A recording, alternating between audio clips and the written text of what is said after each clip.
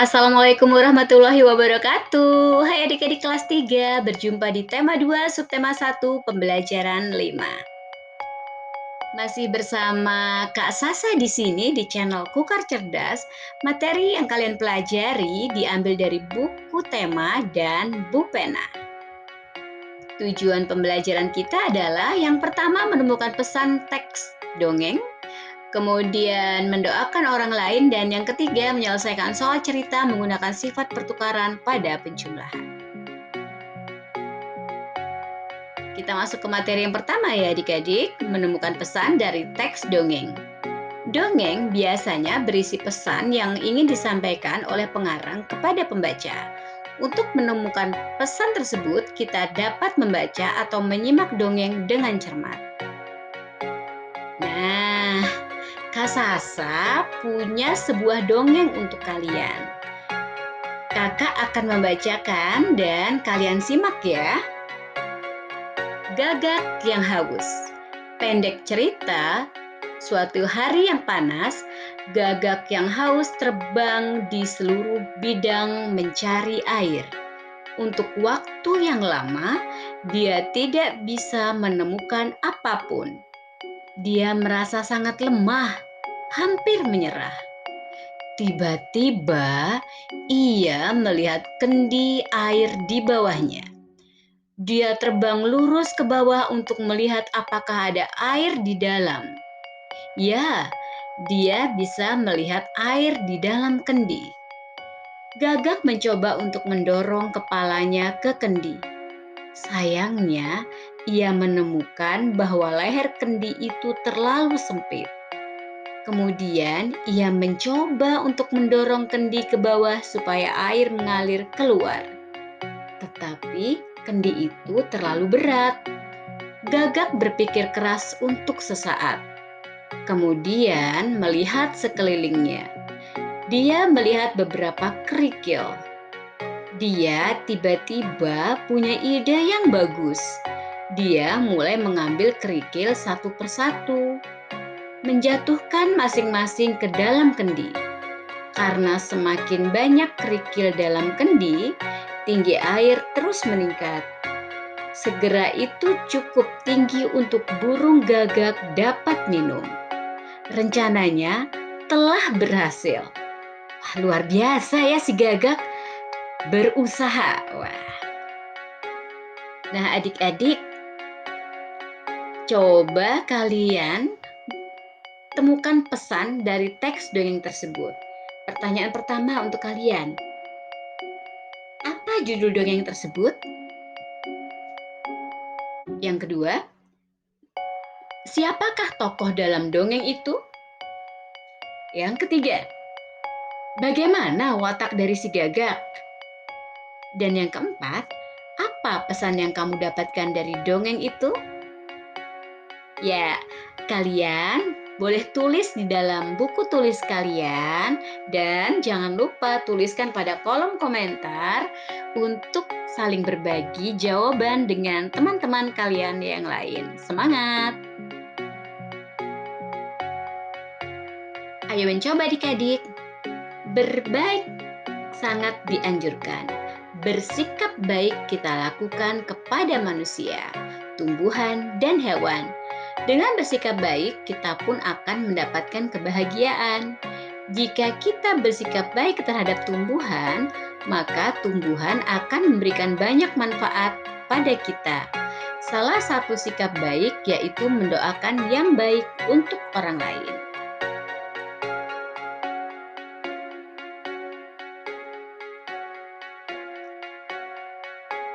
Mendoakan orang lain.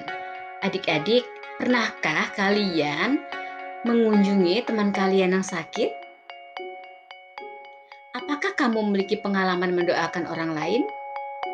Iya, betul sekali adik-adik. Ketika kita mengunjungi teman kita, saudara kita, atau sahabat kita yang sakit, kita biasanya datang dan kemudian mendoakan. Mendoakan apa adik-adik? Nah, coba kalian tulis di kolom komentar ya, apa doa kalian ketika kalian mengunjungi teman kalian yang sakit. Mendoakan orang lain adalah perbuatan baik yang sesuai dengan pengamalan sila pertama dan sila kedua Pancasila.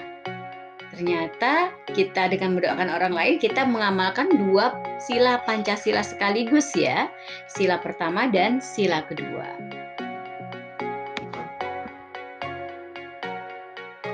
Ya, kita masuk ke materi kita, menyelesaikan soal cerita menggunakan sifat pertukaran pada penjumlahan. Muatan matematika. Adik-adik, kamu dapat menyelesaikan masalah sifat pertukaran dalam bentuk soal cerita.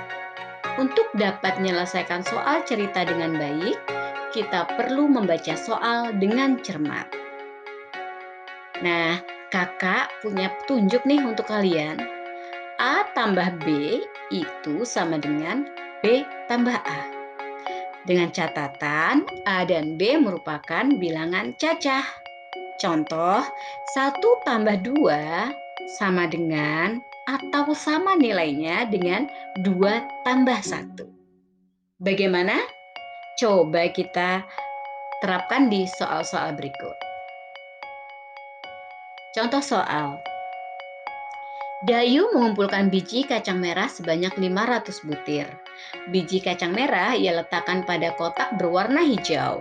Siti mengumpulkan biji kacang merah sebanyak 610 butir. Ia meletakkan pada kantong plastik. Berapakah jumlah kacang merah Dayu dan Siti? Ayo kita jumlahkan. Kalian masih ingat berapa kacang merah Siti? 610. Dayu 500. Berarti jumlah kacang merah Dayu dan Siti adalah 500 ditambah 610 sama dengan betul sekali 1110 butir. Jika tempat menyimpan kacang merah Dayu diletakkan dalam plastik, kacang merah Siti diletakkan pada kotak berwarna hijau, berapakah jumlah kacang merah Dayu dan Siti? Wah, kita hitung kembali ya. Kacang merah Siti 610 dan Dayu 500. 610 ditambah 500 sama dengan 1110. Jumlah kacang merah Dayu dan Siti tetap 1110 butir. Jadi dapat kita simpulkan ya adik-adik, 610 tambah 500 sama dengan 500 tambah 610. Wah, luar biasa. Kalian hebat. Nah, adik-adik, sekarang coba kalian kerjakan tugas di buku siswa tema 2, subtema 1, halaman 40 sampai 42. Jika bukunya berbeda, maka kalian bisa mengerjakan soal-soal dengan tema yang sama dari buku lain. Tetap semangat ya. Nah, adik-adik, demikianlah pembelajaran kita kali ini. Tetap patuhi protokol kesehatan dan tetap semangat ya. Jangan lupa juga untuk subscribe, like, komen, dan bunyikan tanda lonceng. Kita berjumpa lagi di lain kesempatan. Wassalamualaikum warahmatullahi wabarakatuh. Sampai jumpa.